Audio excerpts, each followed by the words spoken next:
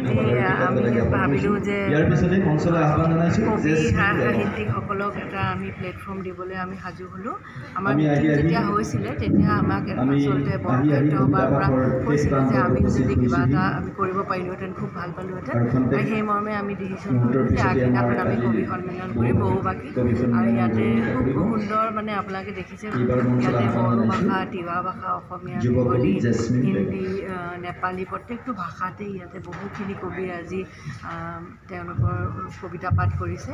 নুনচেতি মুং ডাঙৰীয়া তেখেতো আহিছে, গতিকে লামে লামেটৰ প্ৰেচিডেণ্ট তেখেতো আছে। গতিকে আমি খুব গৰ্বিত আৰু লগতে আমাৰ মাজত নুনচেতি ডাঙৰীয়া তেখেতে উদ্বোধন গতিকে আমি আচলতে ইমান ভাল ৰেচপঞ্চ পাইছোঁ, সেইকাৰণে সকলোকে আপোনাক এটা প্ৰশ্ন আহিছে মানে বহুত দিন মানে আমি দেখা নাছিলোঁ এনেকুৱা ডিচি উদ্যোগত মানে কবি সন্মিলন পতা, কিন্তু আপুনি কবি সন্মিলন পতাৰ উদ্যোগ লৈছে, গতিকে আপুনিও কিবা কবি নেকি বা লেখক নেকি কিবা এনেকুৱা?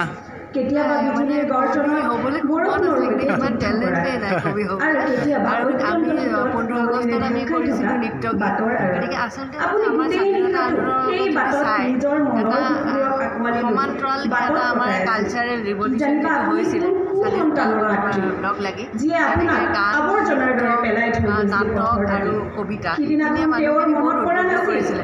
মই ভাবিলোঁ এইটো তাৰে এটা পাৰ্ট, গতিকে আমি আপোনাক সেইকাৰণে সকলোৱে ভাল পাইছে, সকলোৱে ভাল পাইছে এইটো কাৰণে।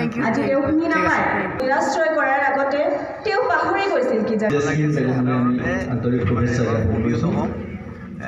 আমাৰ কবিতা অনুষ্ঠান সামৰণি পৰিছে।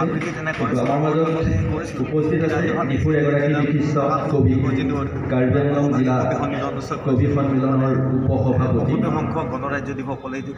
বিশিষ্ট জীৱনকাৰ ভৱপ্ৰসাদ দেউৰীদেৱ আছে। তেখেতসকলে কবিতা পাঠ কৰিবলৈ আৰু যে হৈ থাকে আৰু বহুত কেইজন আছে, 30-40জন কবি আছে, নিজে চৰিত্ৰ কবিতা গাইছে, ময়ো ওপৰতে গাইছিলোঁ, ভাল লাগিছে। গতিকে আগলৈ হৈ থাকক তাকে কাম লাগে। ঠিক আছে।